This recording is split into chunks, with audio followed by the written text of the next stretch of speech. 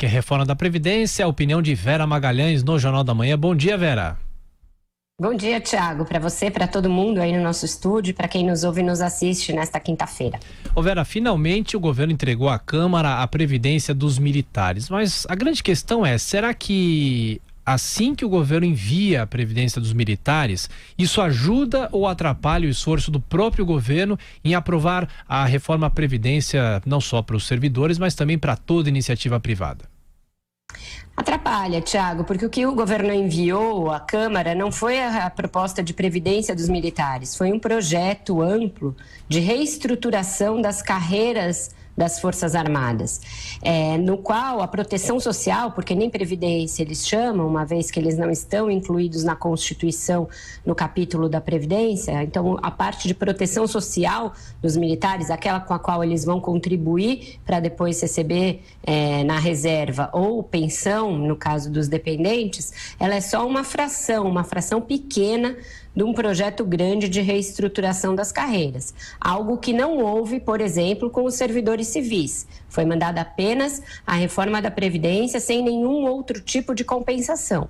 Pelo contrário, a disposição, a diretriz do governo é inclusive fazer, por meio de medidas provisórias, se preciso brigar no judiciário, para que não haja reajuste salarial do funcionalismo sob pena de colocar a perder o esforço fiscal. E é isso que esse projeto faz com o esforço fiscal, no caso previdenciário dos militares, põe a perder.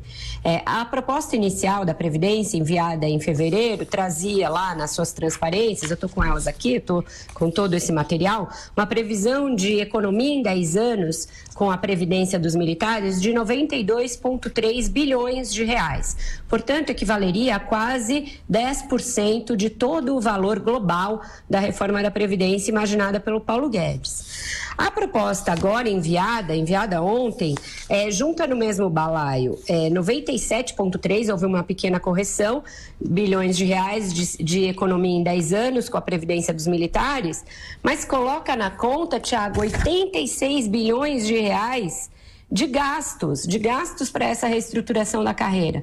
O que sobra é um saldo de pouco mais de 10 bilhões, que para azar do governo ainda faz um número muito próximo ali, redondo, em relação a 1 trilhão, e reduz para 1% de todo o esforço da reforma a receita líquida que se vai obter com os militares em 10 anos. Então, fica muito evidente que houve um tratamento diferenciado para os militares em relação ao conjunto da sociedade e ao conjunto dos servidores. Isso dificulta muito o discurso da reforma, que é justamente aquele de que ela ataca quem tem mais privilégios, onde existe mais distorções e deixa mais fácil a situação para o trabalhador de baixa renda, para aquele que contribui muito e recebe pouco.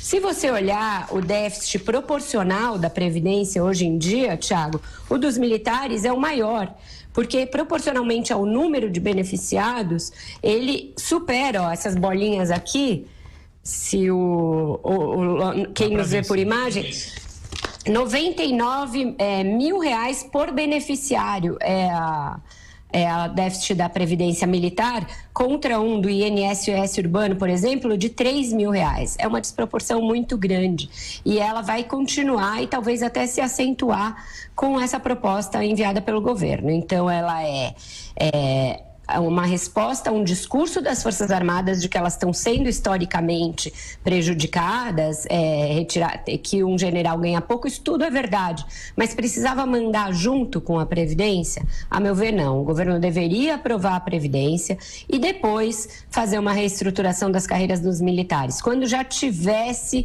uma garantia de uma equiparação fiscal, de fim da sangria da Previdência, porque isso atrapalha a negociação da Previdência como um todo, põe em xeque a possibilidade do governo aprová-la e ainda traz mais um bode para a sala com a criação de 86 bilhões de despesas em 10 anos com essa reestruturação das carreiras militares.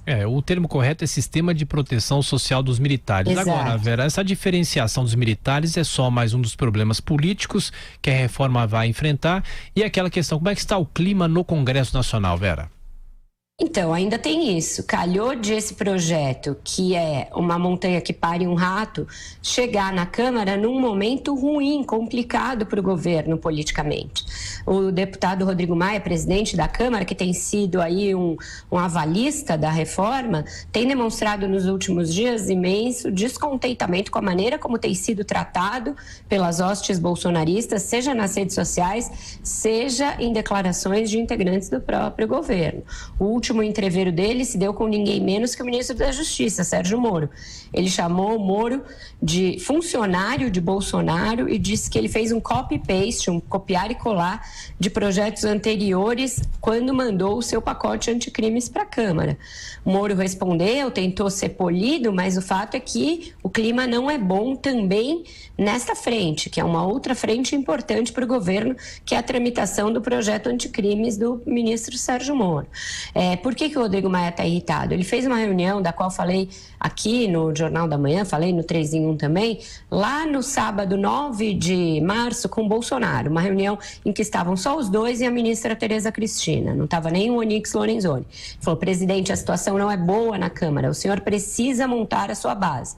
O que o Bolsonaro fez? 2 dias depois, fez uma videoconferência, aí sim com o Onyx Lorenzoni, que estava lá na Antártica, e falou que estava recebendo pressões imensas da velha política, mas que não iria ceder.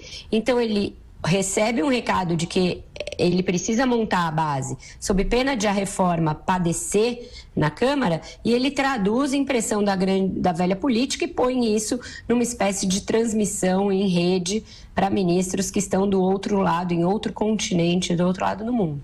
Então, esse tipo de amadorismo na condução da política vai dificultando o caminho da reforma da Previdência.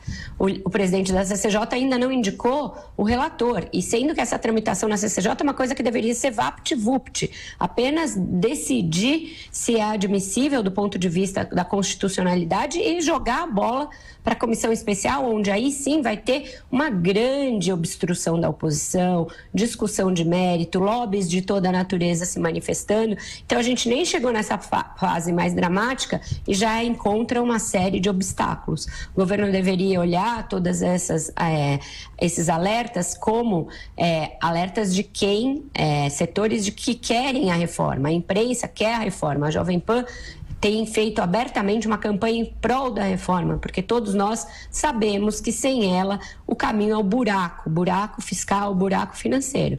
Mas a costura política tem de vir do governo. Quem tem de fazer esse trabalho é o governo, não é a imprensa, não é nem mesmo a oposição. A oposição vai fazer oposição, foi eleita para isso. Quem tem de colocar 308 votos a favor da reforma é o presidente Jair Bolsonaro, são os seus ministros.